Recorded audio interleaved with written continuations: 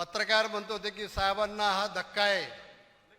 साहेबांनी असे अनेक धक्के पचवलेले आहेत, त्याच्यामधून तावून सुलाकून निघाले आणि म्हणून आज महाराष्ट्राच्या देशाचं एक भूषण म्हणून आदरणीय पवार साहेबाकडे पाहिलं जातं. पाटील साहेब, तुम्ही जो उमेदवार लोकसभेला द्या तो उमेदवार निश्चितपणे कोणी कितीही डाळ आणि साखर वाटू द्या, आपला उमेदवार त्या ठिकाणी आपल्या पक्ष आणि चिन्हावर निवडून येणार आहे.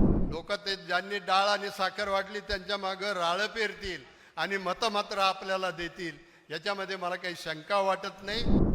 कालचा निकाल लागला. पत्रकार म्हणत होते की साहेबांना हा धक्का आहे. साहेबांनी असे अनेक धक्के पचवलेले आहेत, त्याच्यामधून तावून सुलाकून निघाले आणि म्हणून आज महाराष्ट्राच्या देशाचं एक भूषण म्हणून आदरणीय पवार साहेबाकडे पाहिलं जातं. मी 78 सालापासून पवार साहेबांच्या बरोबर, खरं मी काही सहसा अलीकडे बोलत नाही, पण मुद्दाम या ठिकाणी उभा यासाठी राहिलो की 78 सालामध्ये पक्षाचं काम त्यांच्या विचाराप्रमाणे नेतृत्वाखाली करायला लागलं. 80 साली या राज्याचे अंतुले साहेब मुख्यमंत्री झाले आणि असंच त्यावेळेला पक्षाचे जवळजवळ 51-52 आमदार असताना पवार साहेबांच्या बरोबर अंतुले साहेबांनी काही आपल्या आमदारांना प्रलोभन दाखवलं आणि एका वेळेला 45 आमदार पवार साहेबाला सोडून गेले. फक्त 6 आमदार त्यांच्या बरोबर राहिले. साहेब डगमगले नाही आणि म्हणून आज सुद्धा ज्यांना जायचं होतं ते कशामुळे गेले या महाराष्ट्रातल्या देशातल्या जनतेला माहिती आहे. नसते गेले तर आज ते कुठं असते हे त्यांनाही माहिती आहे आणि जनतेला माहिती आहे. म्हणून मी एवढंच सांगाल की साहेब हे कधीही अशा प्रकाराला भीक घालत नाही. साहेब आम्हाला यस काँग्रेसच्या वेळेला सांगायचे, जे राहिले ते मावळे आणि उडाले ते कावळे. कावळे आता सगळे गेलेले आहेत, याच्यामध्ये आता काही शंका राहिलेली नाही. परंतु मावळे आपल्याला माहिती की आपण छत्रपती शिवाजी महाराजांना मानणारे सगळे आहोत. महाराष्ट्रामध्ये ज्या वेळेला मोगलांनी अतिक्रमण केलं त्यावेळेला मोगलाजवळ भरपूर सैन्य होतं, परंतु शिवाजी महाराजांनी कमी सैन्यामध्ये त्यावेळेला महाराष्ट्राची राखण केली. अशा प्रकारचा हा महाराष्ट्र. आणि म्हणून मी सांगितलं की हे मावळे सगळे परत एकदा आपल्याला पवार साहेब जे काही आज आपलं जे चिन्ह येईल आणि आपलं नाव येईल त्या पक्षाच्या नेतृत्वाखाली या महाराष्ट्रामध्ये परत एकदा सत्ता आपल्याला जयंतराव पाटील आणि पवार साहेबांच्या नेतृत्वाखाली या ठिकाणी आलेली पाहायला मिळलं. काय झालं, ते 45 लोक गेल्यामुळं असं वाटलं की आता साहेब फार पोरके झाले. नाही झालं. यस काँग्रेस काढली साहेबांनी, नवीन चिन्ह घेतलं चरखा आणि मी 85ची निवडणूक त्या चिन्हावर लढलो. मित्रांनो, लोक एवढे हुशार आहेत की आता घड्याळ होतं ना, आता घड्याळ लगेच लोक त्यांना गेलं म्हणून त्यांना मतं देतील असं नाही. मी या शहराचं जिल्ह्याचं उदाहरण सांगतो. 85 साली यशवंतराव गडाखांची निवडणूक लोकसभेची झाली. त्या निवडणुकीमध्ये या शहराचंच उदाहरण सांगतो. मी तर एक सामान्य कार्यकर्ता होतो, एक नगरसेवक होतो.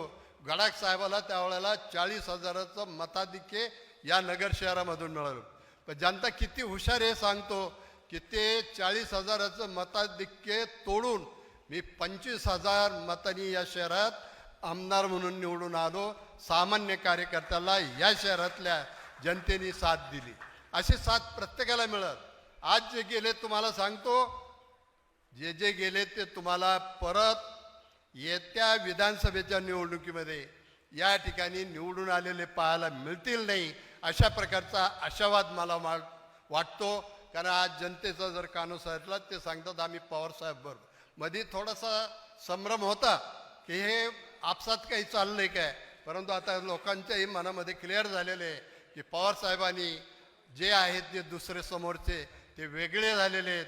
आणि म्हणून आता जो निर्णय लोकांनी घेतला तो निश्चितपणे या वेळेला घेतला जाईल. तात्यांनी या ठिकाणी सांगितलं, मी काही बोलणार नाही, परंतु विधानसभा आणि लोकसभेच्या या बाबतीमध्ये लोकसभेच्या बाबतीत दक्षिणची जागा आपल्या महाविकास आघाडीकडे.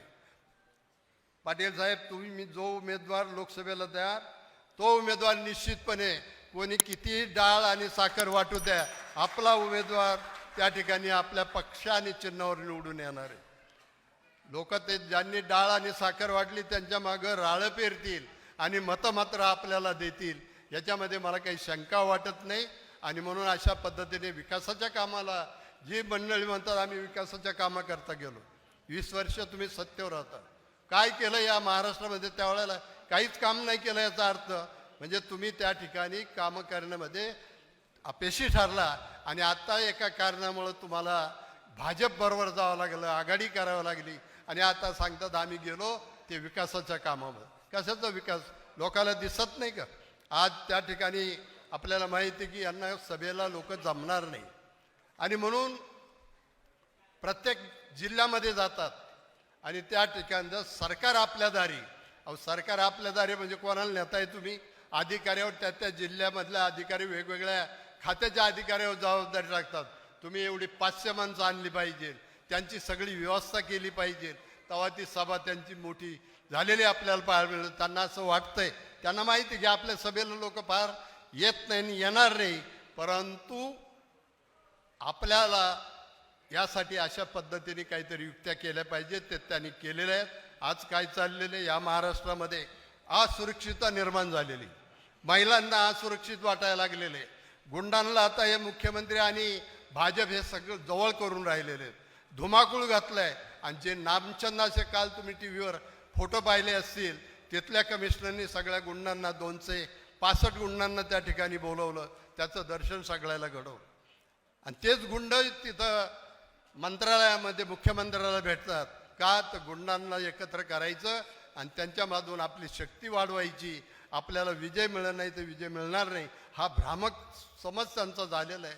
कदापि असं काय होणार नाही. लोकांना सुद्धा चांगला बरा वाईट कोण आहे ते सगळं समजतं. आणि म्हणून मित्रांनो, आपण काही काळजी करायचं कारण नाही.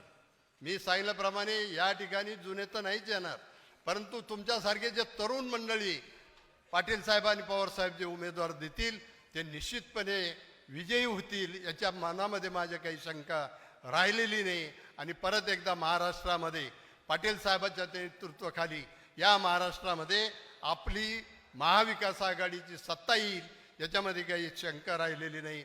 तसं वातावरण महाराष्ट्रामध्ये. आणि म्हणून आज या ठिकाणी आपण आलात. आपण आपलं फार वेळ घेत नाही, परंतु थोडक्यात सांगायचं होतं की जे काही आता फार अगदी चिन्ह गेलं आणि पक्ष गेला, पक्षाचं नाव गेलं म्हणून आता इथं घाबरायचं काही आज कारण नाही. हे आमचे पूर्वीचे अनुभव मी तुम्हाला सांगितले, त्या अनुभवामधून सुद्धा आम्हाला असं वाटतं तसं काही घडणार नाही. आणि एक प्रचंड मताधिक्याने प्रचंड मोठ्या संख्येने या महाविकास आघाडीचे उमेदवार निवडून येतील आणि महाराष्ट्रामध्ये परत एकदा सत्ता महाविकास आघाडीची येईल, याच्यामध्ये काही शंका नाही.